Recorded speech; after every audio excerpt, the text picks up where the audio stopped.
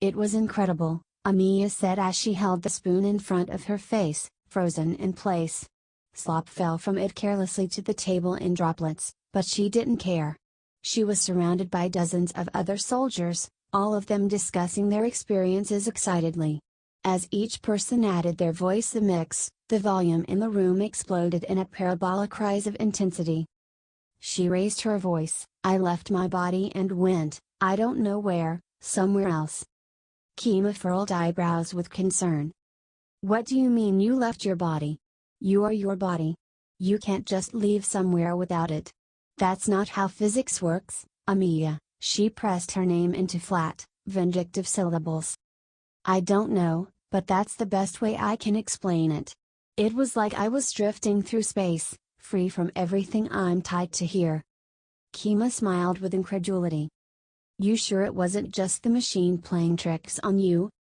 "No, I know what I experienced.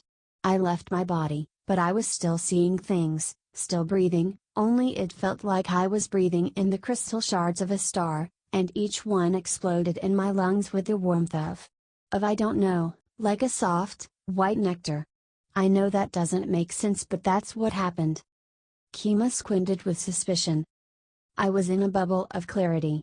My thoughts were clear, and as far as I was concerned, there was no war, no duty, no base on, no confinement. I felt free, I was free. It was bathing in a warm pond of love and freedom." She looked past Kima and locked her eyes onto the wall behind her for no particular reason. "Maybe love is freedom," her voice trailed off. These words fell out of her mouth in a moment of sheer disclosure, which was uncharacteristic of her. Maybe it was because she was coming down from the high of that breakthrough. Or maybe she just needed someone to hear her innermost thoughts. Kima erupted in laughter. "There's something off about you. Really, you need to fall in line or the others aren't going to like having to deal with your weirdness. You know what I mean?" Amiya didn't give her a response. Besides, there was probably just something strange happening with the neural interface technologies. It's all still new and very experimental. "I know what I saw, what I felt. You can't fake a feeling, not a real one." Kima rolled her eyes. "Whatever. I wouldn't get too wrapped up in it." They were surrounded by cold aluminum, hard edges, rigid floors, black boots and aftershave. As her eyes darted around the room, she pulled each shade of color into her memory where it stuck in a state of vivid recall. She was picking up every smell, every squat of laughter, every movement of the air in the room. She found herself in a newfound state of acute environmental awareness. Kima leaned forward. "I heard something I think you should know." Kima pulled Amiya back into focus on her. "Listen, I was having a stim break with one of the drill instructors, and he told me of this one guy, an early volunteer from when they were still developing the rudimentary levels of this mind travel DCS technology stuff. He said, and get this, because really, he shouldn't have been telling anybody, and now well, I shouldn't be telling anybody either. But he told me, that this guy was one of the first to actually plug in, to dive in, just like you're saying." "Yeah, okay. They told us about this already, how Project Revenant is so complex and so secret. They've been developing it for decades, even using human subjects before it was cleared and declared safe." "Right, but they didn't tell you this, did they?" Amiya leaned in. "Tell us what?" "This guy, and I don't know his name, but this guy went in, and he never came back." Amiya's hand lurched across the table and she punched her on the smart flex uniform covering her shoulder. "Stop playing around. That didn't happen, I've been there. It's just kind of a headspace. I know I said it feels like you're floating through the stars, but I know it's all in my head." "Right, but this guy never woke up, you know? He lost his mind?" "No, Amiya. I mean this guy died." Amiya gasped. "I don't believe you. How could throw us up against that kind of a risk?" "I didn't believe it either when the technician was telling me about it. Not at first. But then I could see it in his face. He got real serious when he was telling me about it, told me not to tell anybody under any circumstances. Sounded real terrified, you know?" Well, why are you telling me about this, then? You know I can't tell a lie.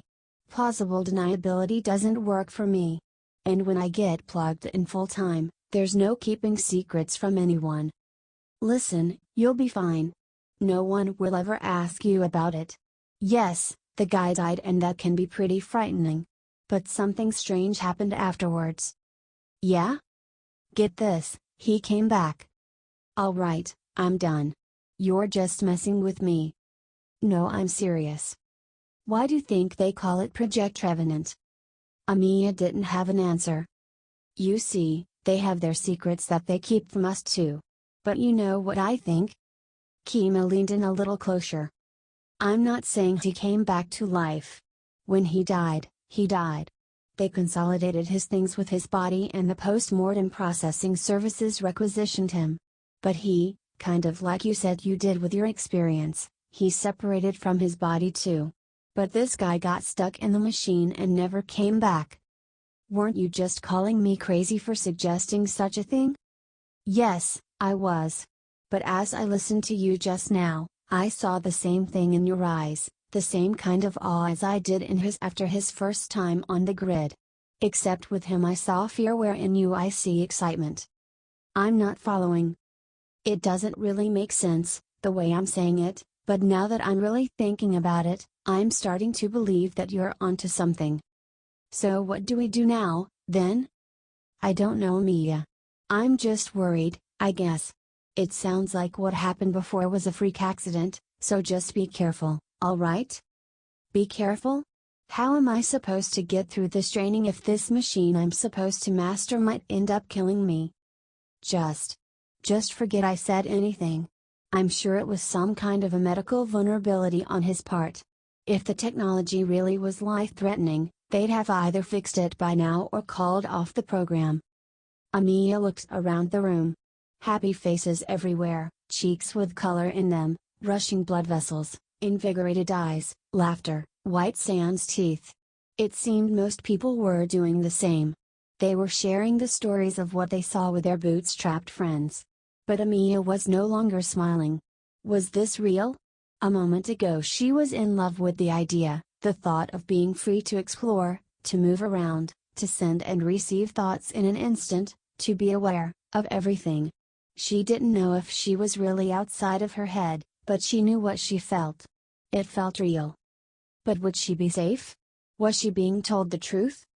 Amiya took a breath and her appetite was gone. Let's get out of here, she said. I think I'm going to be sick.